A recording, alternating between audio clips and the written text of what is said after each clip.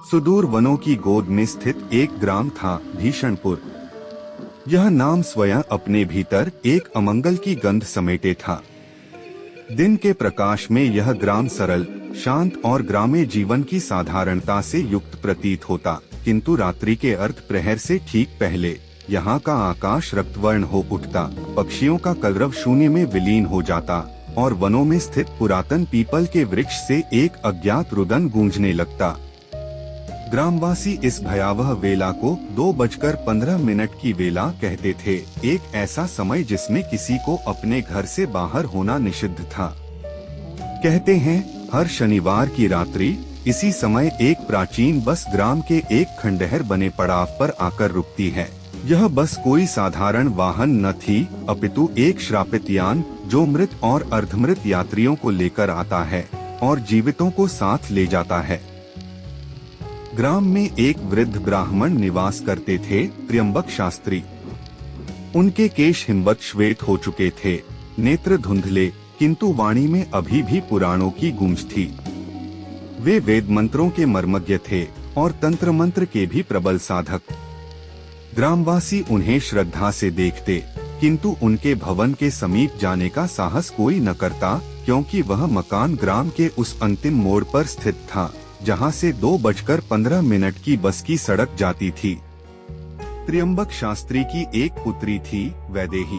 वह चंद्रमा की शीतल छाया सी कोमल किंतु गंभीर प्रकृति की थी।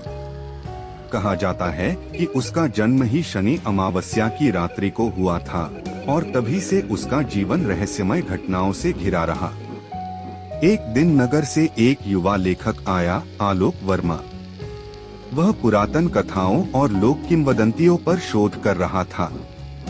भीषणपुर की 2:15 वाली बस की कथा ने उसे विचलित कर दिया और वह त्र्यंबक शास्त्री से मिलने पहुंचा। शास्त्री ने पहले तो उसे डांटते हुए कहा, युवा, जिन द्वारों पर ताले स्वयंकाल ने जड़े हैं, उन्हें तेरे जैसे नवलेखक की लेखनी का पृष्ठ न बना।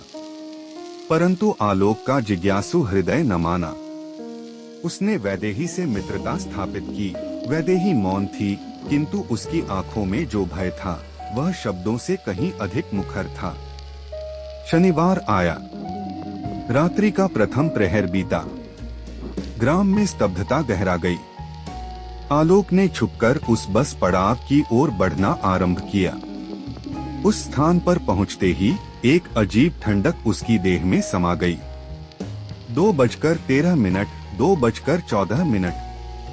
उसकी आंखों से रक्त बह रहा था और उसके पांव जमीन से छूटे नहीं थे। मैं भी उसी बस की यात्री हूँ। जन्म से ही उसने कहा, तुम्हें मेरे साथ चलना होगा।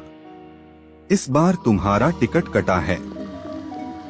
ग्रामवासी कहते हैं उस रात त्र्यंबक शास्त्री ने अपने घर को अग्नि के हवाले कर दिया।